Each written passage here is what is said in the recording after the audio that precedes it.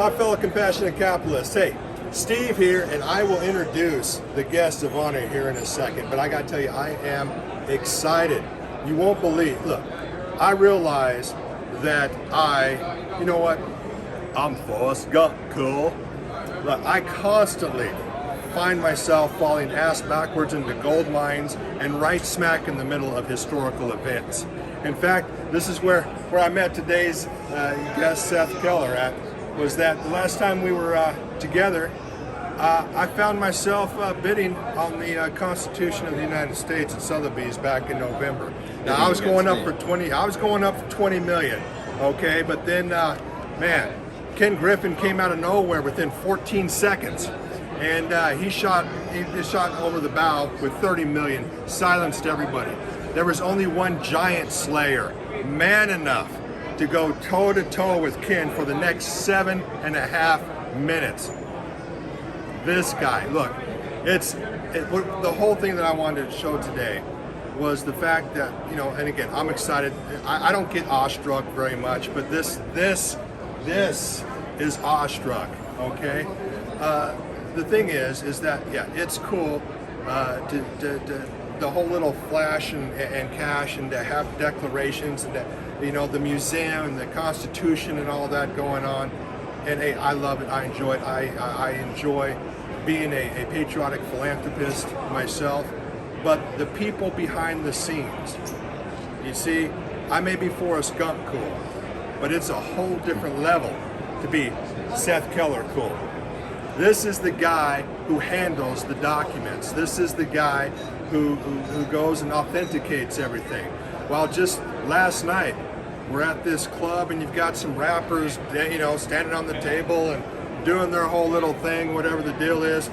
Seth is pulling out Jesse Owens' gold medal from the Olympics and just putting it on a case because, you know, why else? Why not? Just people should see it, you know, but just so nonchalant. I mean, that's when you know that you're cool. So, you know what? You don't want to listen to me anymore. I get it. I don't want to listen to me anymore. I'm just going to turn it over to my good friend, the expert when it comes to the Constitution and the Declaration. And ironically, we're over here at a sports convention in Vegas, and I'm not even going to spoil the surprise. I'm just going to turn it over to Seth. He can tell you what's going on here. Absolutely amazing. So, tell us why you're here, Seth. I just to be forthright, I want to go back to the Constitution for a second. And although I was advising the Dow, the underbidder, I wasn't the underbidder. It was actually 17,000 people who got together and contributed to that bid. And when I heard what they were doing, I called up and said, okay, if you buy it, what are you going to do with it? And that's what I wanted to help with, which is to pick the right museum for them to show it in and share it with the public.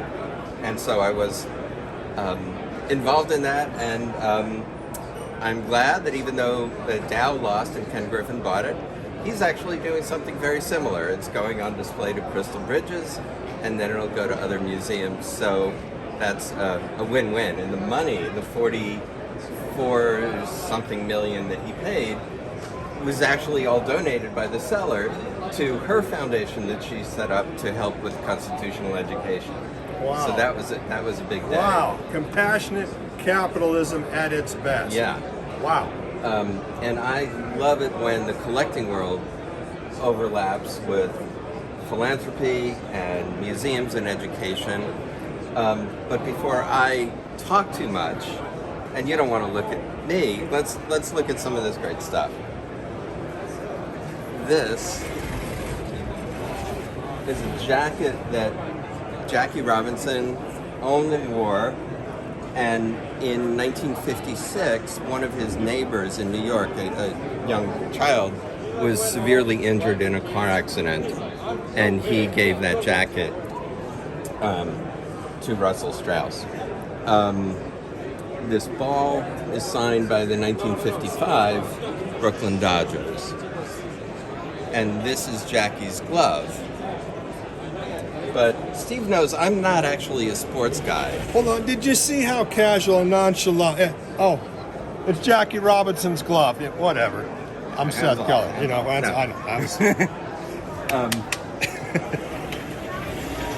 Because we get to the things that I'm really passionate about, and this is what started my interest in Jackie Robinson. This artifact that came on the market, and it's Brooklyn Dodgers cap, but it's Jackie's cap, and it's got some special padding in it. He was hit by pitchers 72 times and was thrown at way more than that. And Branch Rickey, the guy who actually hired him for the Dodgers, was also an entrepreneur. At the time, he was the highest paid guy in all of baseball. But he was trying to introduce these protective safety caps before the age of batting helmets. So the fact that Robinson was such a target only because he was black, and the fact that he came into baseball and changed America is what made me really freak out about this. And I just considered it such a moment in history. Then, as often happens, you know, I could say I'm never going to collect anything sports. But we end up with a cap, and then his 1949 contract comes up. I've been trying to deal with his 1947 contract for 6 or 7 years now, and that's still up in the air. But the 49 contract is also cool. Number one, it was statistically his best year. But number two, the Library of Congress actually has the copy that Branch Rickey signed first, offering Jackie $14,000. But theirs is not signed by Jackie because he didn't accept it. So about a week later, he sends another one, this one, offering $21,000, which puts him in the league of the highest, among the highest paid players, except for Babe Ruth and Mickey Mantle and one or two others. That's roughly $236,000 in today's dollars. But the buying power then, I think, is much higher. Right. So that 50% raise, $5,000, shows how fast he was recognized as being a powerhouse player. But this is actually the most recent acquisition. And this isn't a document that changed the world, but it's a document that perfectly captures, better than any other I've seen, this man and his character and how he was able to change the world. But it starts just with a story. American Baseball Bureau, Public Relations. They have an agreement with Major League Baseball and the farm teams. So when Jackie shows up for the Montreal Royals in spring training down in Florida, Branch Rickey hired him hoping that he could join the Dodgers, but not being sure if he could make it to the major league, so started in the minor league team for the Dodgers, which was the Montreal Royals. So he gets there on March 4th. This was returned in Chicago and processed March 28th, 1946. So it had to have been signed in the first week or two of Jackie in training camp. On his handwriting, Jack Roosevelt Robinson, nicknamed Jackie, nationality, American Negro. That's the first clue that this is something unique. Birthday, height, UCLA, 4 letters, UCLA. Are you married? Yes, because he got the job. He thought he was finally able to marry Rachel.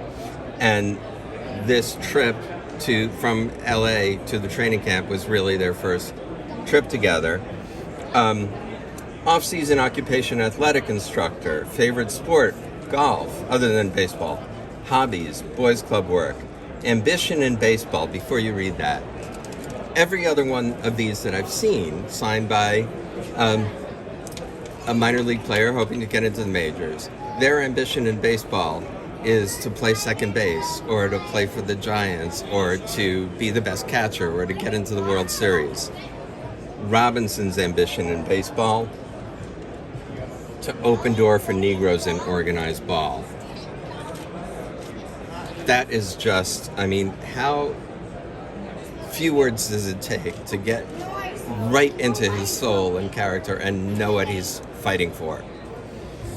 And to whom do you owe the most in your baseball career? Mr. Branch Rickey, just for the opportunity to be there, really. And by the way, remember also, this is before he's played a single major league game. I take that back. It's possible because of the 2-week period. It's possible that he played a game. But certainly he didn't play, he doesn't know if he's going to make it to the majors, but that's everything that he's intending and working for. Professional experience, KC Monarchs, the Negro League team. What would you consider your most unusual experience in baseball?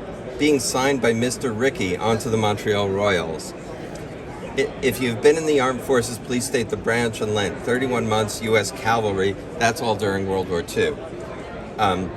What would you consider your most interesting or unusual experience while in the service? The fact that he left that blank is incredible, because in 1944, 11 years before Rosa Parks, he had struggled and gotten accepted into an officers training program after all of the African Americans had been denied, and he appealed that and won. And then he's a junior officer, and he gets on an Army bus, and he's told to go sit in the back of the bus. And he refuses, knowing that he's going to be arrested, knowing that he could face military justice and could be in jail for years under the court-martial. He still does that, and he is court-martialed, and thank God he's found not guilty. So they take him out of the officer training, though. They let him coach athletics, and then they get him out of the Army as soon as they can, but with an honorable discharge. But you would think that that was an interesting experience while in the military service, but smartly he doesn't go there. And just another bookend to that story is the famous story of Branch Rickey meeting with Jackie and pushing him, not physically, but just testing him and pushing him and asking questions and even making racist statements and taunting him just to see if he could take it. And Jackie, finally in frustration, said, "I don't understand. Are you trying to get a Negro who won't fight back?" And Rickey said, "No, I'm trying to get someone who's strong enough not to fight back." And so, fast forward, he's on his way to training. They get bumped from one flight because they're black. They can't wait in the restaurant of the airport, and it's the only restaurant in the airport, so they can't get food or water or anything as they wait. They don't know how long. They finally get on another flight, but it's not direct, so it stops to refuel in the south, and they're the only, Jackie and Rachel are the only two passengers who are asked to get off the plane. Once the plane stops for gas, they get off the plane. Why? Well, somebody says, we heard there's a storm coming and we have to lighten the load. But then they see two white passengers being boarded.